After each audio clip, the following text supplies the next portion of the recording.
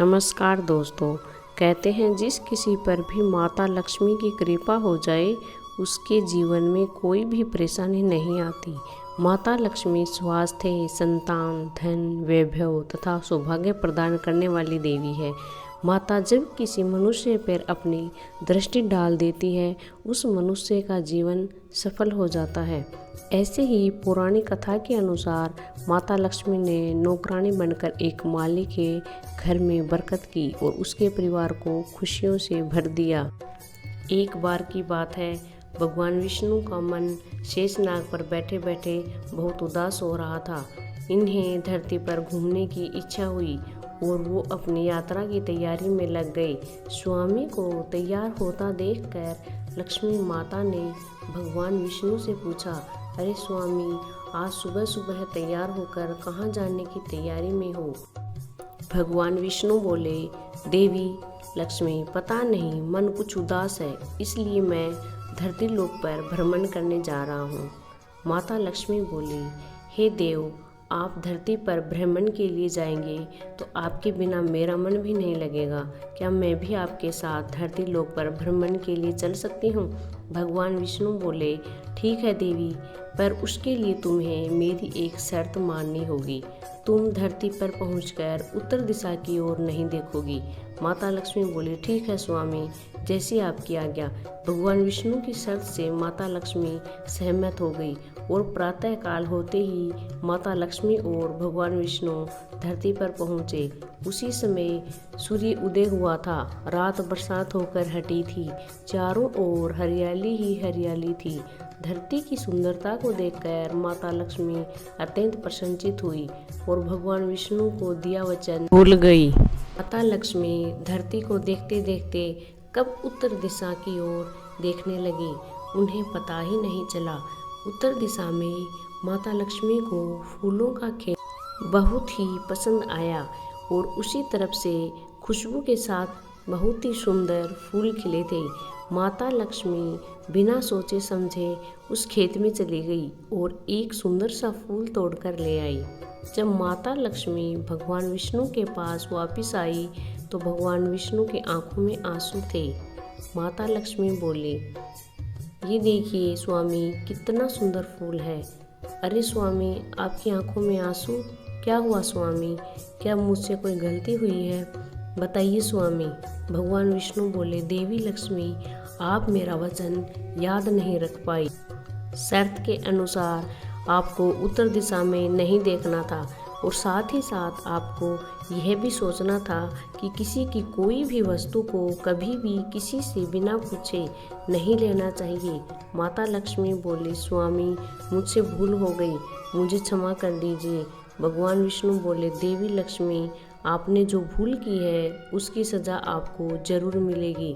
जिस माली के खेत से आपने बिना पूछे फूल तोड़े हैं ये भी एक प्रकार की चोरी है। इसलिए देवी लक्ष्मी, आप 3 वर्ष तक माली के घर में रहेंगी।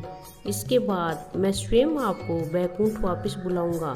माता लक्ष्मी बोली, जैसी आपकी आज्ञा स्वामी। माता लक्ष्मी ने चुपचाप सिर झुकाकर वचन स्वीकार कर लिया और भगवान विष्णु बैकुंठ लौट गए।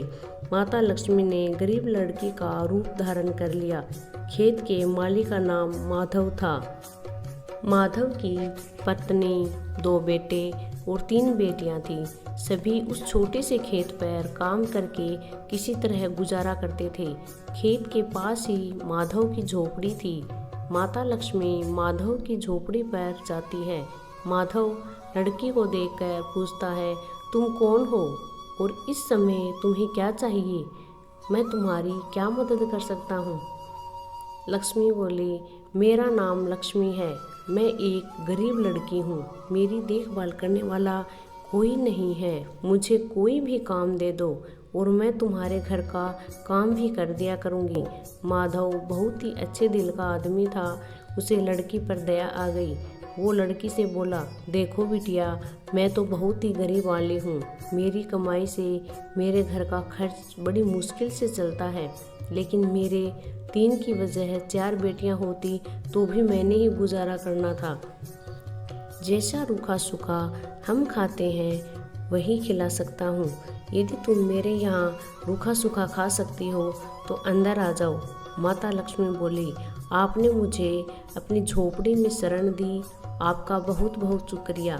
माता लक्ष्मी 3 साल माधव के घर पर नौकरानी बनकर रही। जैसे ही माता लक्ष्मी माधव के घर आई थी, उसी दिन से ही माधव को इतनी आमदनी हुई कि उसने एक गाय खरीद ली। माधव की पत्नी बोली, ए जी, नई गाय खरीद लाए, ये तो बहुत अच्छा हुआ, आज तुम्हारी आमदनी बहुत अच्छी हुई। माधव बोला, सरला, सब माता लक्ष्मी की दया है। माता लक्ष्मी सोचते हुए बोली, माधव, मैंने कोई चमत्कार नहीं किया, सब तुम्हारे दयालु स्वभाव का ही फल है। जो आज तुम्हें प्राप्त हुआ है, तुमने तो मुझे गरीब लड़की समझकर अपने घर में शरण दी है। धीरे धीरे माधव की आमदनी अच्छी हो गई।